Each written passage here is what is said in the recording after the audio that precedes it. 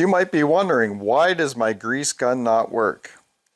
What happens sometimes is you've got your grease cartridge inside your grease gun, you go to grease something and you squeeze this handle and nothing's happening, or you may have the lever type grease gun and it's just flowing back and forth. There's no resistance, it's not hard. So what's happening there is you may have air in your barrel here. But first I'm going to show you how to properly load your grease cartridge into a grease gun, and then we'll get rid of any of the air that's inside there, and your grease gun should work great after that. So the first thing we're going to do is hold your grease gun, and we're going to pull this out, and we're going to lock it in place. You see how that has a notch there on the side? You just pull the plunger all the way out and move it to the side here into the notch, and it holds the plunger open. Now what you want to do is undo the top. Just unscrew this. And we're going to add a new cartridge to our barrel. Now if you have an older cartridge in there still, pull it out, discard it, and you'll be ready to put the new cartridge in. So we're going to take our new grease cartridge here, and we're going to take the plastic cap off the end like this. And we're going to insert the open end into the end here. So you're going to slide it into place like this.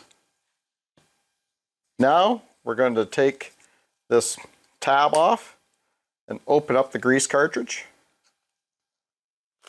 You'll have a bit of grease there on the end of the cap here. Just work it in there like that. There we go. Okay, now you want to carefully screw the barrel back onto the head. Make sure that your threads are lined up. You don't want to cross thread them.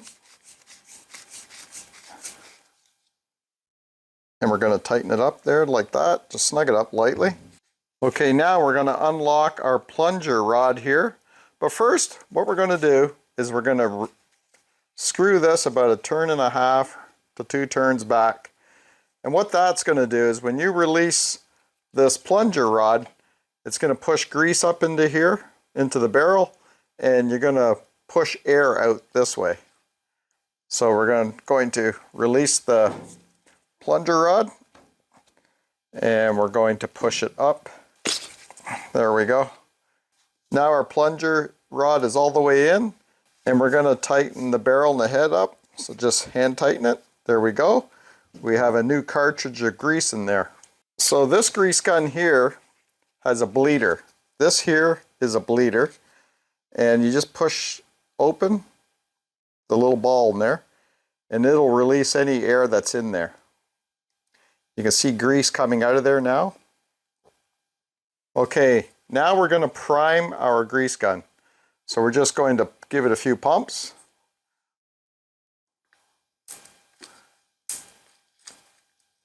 And there we have our new AMSOIL grease coming out. There, our gun is now primed. Now if you find that the handle here is just, there's no resistance again and no grease is coming out, that means there's still air inside the barrel. So what you can do is loosen this again and let air out. If you have the other type gun with the lever, and it has the rubber hose here with the greasing tip here. So what you can then do, is undo that rubber hose. Just undo it, take it off, put it back on, and that will release any air. That's a common issue people have with grease guns not working. It's just because there's an air in here inside the barrel, and you just have to get that air out of there. Also, you may have a damaged cartridge if the grease gun doesn't work. I've never seen that, but I guess it can happen. Also, a pro tip here is to store your grease gun uprights to prevent leakage. There, now you've loaded your grease gun properly. If you want a high quality grease that protects your equipment and lasts longer between applications, I recommend AMSOIL grease. It holds up under pressure, resists water washout, and keeps everything running smooth even in tough conditions. I've dropped a link below where you can grab it directly from my website. If this video helped you, leave me a comment and a like, and I'd appreciate that, and I'll see you again on the next video.